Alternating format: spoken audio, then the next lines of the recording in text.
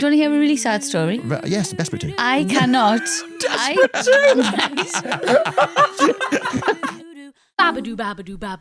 Something you will connect over. Go on. He's terrified of heights, same as you. Is it? Yeah.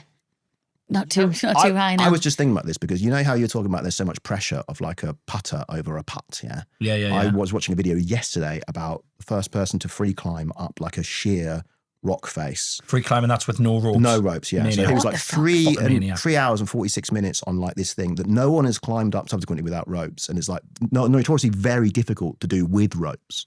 And that is pressure, I think. It's like horrible. whether you're going to win £1 million actually fundamentally isn't quite as much pressure as if you mess up, you will just fall off. die. And I can't even get up a ladder, man. Like my legs just go to like I'm the jelly. same. Have you ever been in those houses where they have like a glass floor and you can see down? Can't. I think that's how I'm going to die. Right. I think, why else would we be so scared of heights if we hadn't died in a previous life or something from heights? So he Oh my thinks he's- God, that's yeah. what I've said before. And it's like... Am I a philosopher? Yes, you are. That's actually the top of philosophy. I would have got a first if I wrote that. Yeah. No, it's true. It's your past life. You have died Well, from why is no from one a else great that scared height. of it? Yeah. I know it's really strange. I can't go on roller coasters. Getting for on fun, getting no. on a Oh. plane. Getting on Yeah. a plane. Do you know that little platform in the middle? Yeah. I have to wait at the top of the stairs until everyone's on. Then I have to run across there because I think I'm gonna. That's how I died. That's how I died. I must have been at the top of that bit of the flight of stairs going onto the plane and it's just gone boom. And I've fell to me death. I'm convinced. You I'm go up the convinced. Eiffel Tower and there's like, again, like a bit of fucking glass nuts. that you're supposed to stand I on. made it to the first bit of the Eiffel Tower. I couldn't go. What are you doing? It's Vile. not fun. I can't. Some people don't care. care. Do you want to hear a really sad story? Yes, desperate to. I cannot.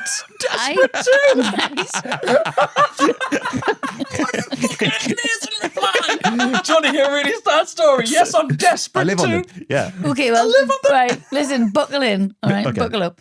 I cannot take our children swimming by myself because the youngest one is still too young to go on the slide at the swimming pool by himself, and I cannot go up the stairs Yeah. because it's open air and it's circular. Wrought iron circular it's steps. disgusting. Everyone's soaking wet. Yeah.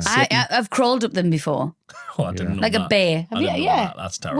When I've would took do them, that. the last time I took them on my own, and Rafe was crying to go on, I was like, right, I have to take them. I crawled up the stairs like a bear That's dreadful. because I'm just No, but it's- terrified. People know us. People know us. It's there, rational yeah. though as Wow. well. You know what? I went to the Petronas Towers, which is like one of the tallest buildings in the world, and That's a good place to go if you're scared of heights. There That's great. but there are windows where you can kind of like get quite close to the edge and you can sort of see down. And I was just trying to like get over my fear of heights because I do believe that it is irrational. And there were just like little kids running around me, but I'd get there and I'd have the same thing. I just sort of have to melt into the floor and stuff. Yeah, it's And like, horrible. It doesn't make any sense. I used to have to go as a kid. How embarrassing! You probably did this as well. Do you know when your friends would be running down hills? I'd be on my backside, Yeah. like just going along. Like I have a Like a dog with worms. What? It could be a traumatic memory. I don't really know. We did this thing. We went to Abu Dhabi with my school, which was sort of like a kind of recreational kind of, I don't know what you call it, but we did like rock climbing. And I remember my whole class, like, you had the ropes, go up the rock, and it was like, oh, great. It's probably like a 5-foot rock or something. Yeah. And I just got stuck halfway. I was like, I can't do this bit. And I was just on the rock face, just like crying, being like, I can't. Wow. And the guy just had to like pull the rope up and be like, well done, you climbed it. It's like, no, you just yanked me up, mate. Tell you what, in private school, our school, they kick my feet.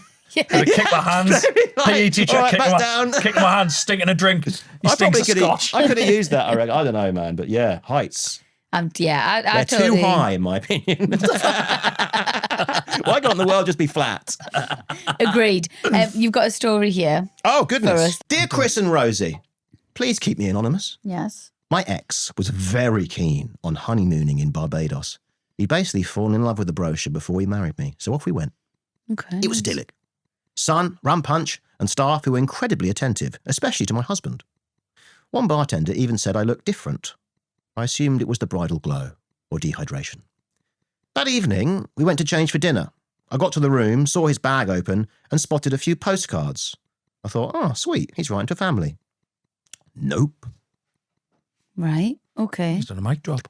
3 postcards to 3 ex-girlfriends, all of whom he brought to the same hotel.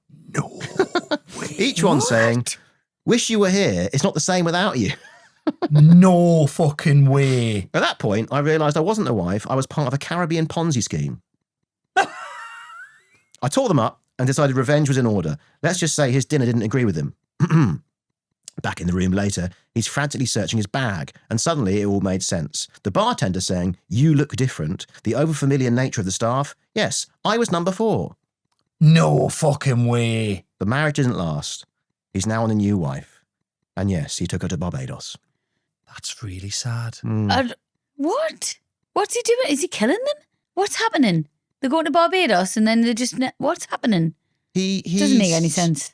He's marrying a number of people. He's marrying them all, taking them to Barbados. Taking this sort of quite... And then what happens to them? Quite tactically unastute option of taking them all to the same place. So I was watching The Sopranos the other night. Go on.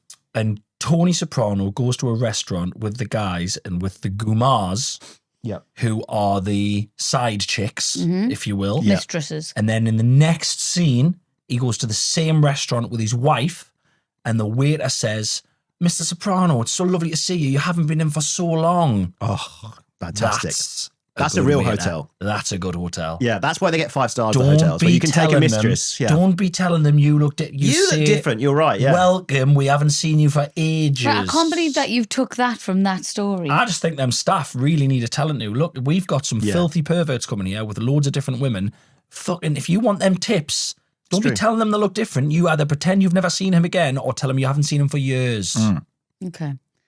So any hotel staff out there, just know you. That's what you need to take from this when story. You see me, everyone, when you see me with various different women in travel lodges and bed sits around the country, because I treat them good, you either see you haven't seen me forever or you look at the floor. Okay, guys? That's all I'm saying. And have me worm medication on my bedside table ready, like I asked. Amazing. Thank you so much. It's been a real pleasure. We've got to go, but that was so much fun. So lovely to chat. Thank you. Good to see you, man. I look forward to using your golf simulator at some point. Thank you for having me. It's the only reason he's came. I get it. It's a good golf sim. It is good.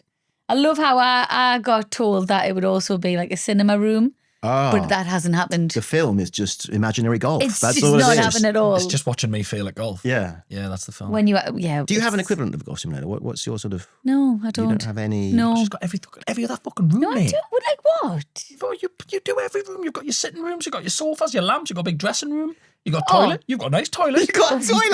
Wow. Okay, now you said that. If you dare come in them rooms, there's going to be hell to pay. There. What you've done, Tom. I look forward to using your golf simulator and your toilets.